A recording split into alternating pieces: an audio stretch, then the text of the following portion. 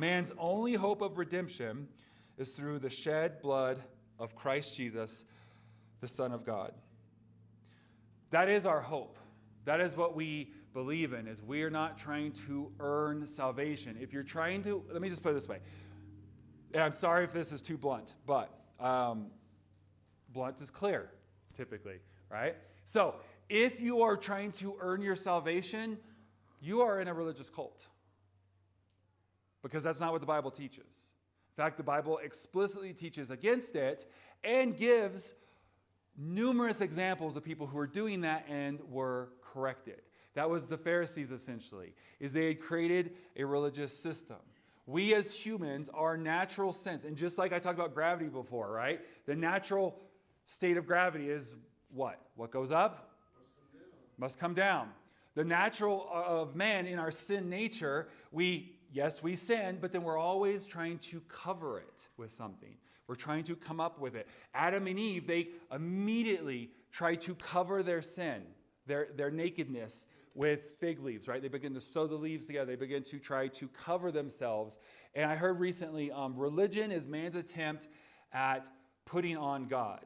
Like it's trying to cover themselves with God is religion. And so we have to be careful that it's not by works, but it's through. The condition of salvation is through Jesus Christ. And I dipped my toes in this a little bit last week. Like, yes, we will then have works. We gave the example of the husband who loves his wife, and whatnot. And there'll be works he'll have because he loves her. But at the end of the day, we have to understand that it is through Christ alone, which is for some, everyone will be different. But for some of us, that's freedom, right? That sets us free of the condemnation of I'm not good enough. I'm trying. I'm just struggling. I keep messing up. So some of us, that's good news. That's setting us free from that. Some of us, it's a little convicting. It's a little bit of conviction in the fact of oh, okay, I thought I was good in my works and in my traditions.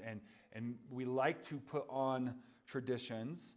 And we have to be careful. And there's nothing wrong with traditions, okay? I mean, how many of you guys here enjoy our Christmas Eve that we do, right? That's a church tradition, right?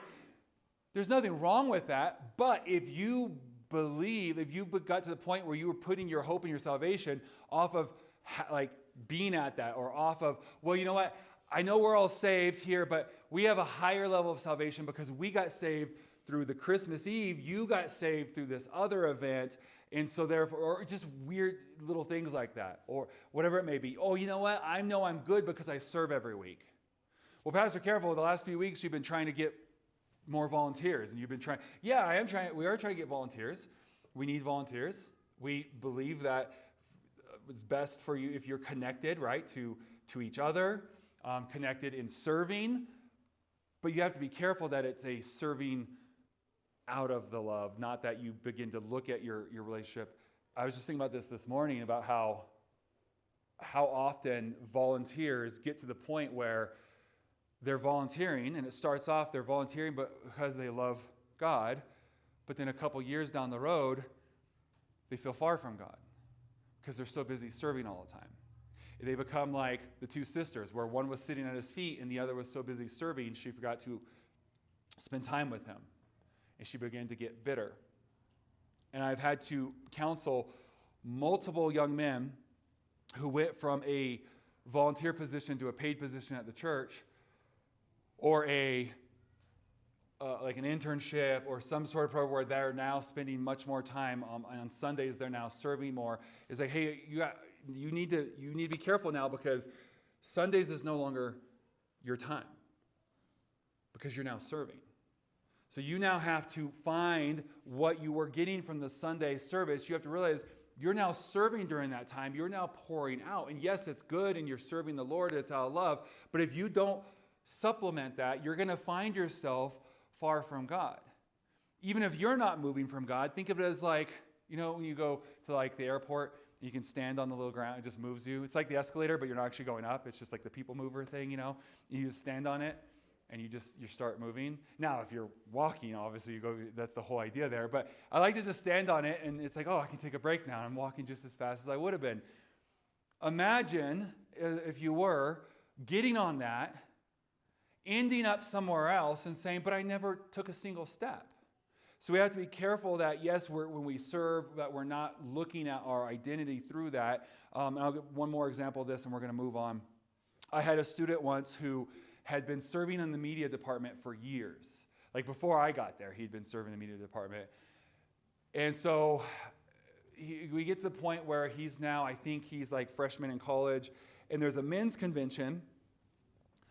And I noticed that his dad had put down that he was going, but the son didn't. And so, the son, he's 18, 19 years old, applying, about ready to go to college. And I'm like, hey, man, like, your name's not on the list. He's like, yeah, no, I'm not going. I'm like, well, why? And he's like, well, whatever. I'm like, well, your dad's going. I'm sure your dad will pay for you to go too. Like, you still live with him. You haven't moved out. Like I don't understand, why you wouldn't be going. And so he had a couple of smokescreen excuses. And he finally was just honest, and he was like, it just sounds really uncomfortable. I'm like, well, what about it sounds uncomfortable? He's like, I know that at these conventions there's these longer times of worship, and he goes, I have spent the last 6 years behind the computer running the lyrics for the worship. I haven't actually been in a church service in 6 years. I don't know what to do. He's like, I'm very uncomfortable with the idea of just being in a service. And I've seen this all throughout time, that you got to be careful, because just because you're doing something for the Lord is not the same thing as having a relationship with the Lord. And I've been using kind of serving in church as an example, but it's the same in any way, right? We sometimes think, oh, I show up, I'm there, I give, I donate, I whatever it may be. Those are not always the same. We can grow callous, even walking next to someone. So just because you show up to service, we have to be careful that we are connected to Christ. We have that relationship with Christ,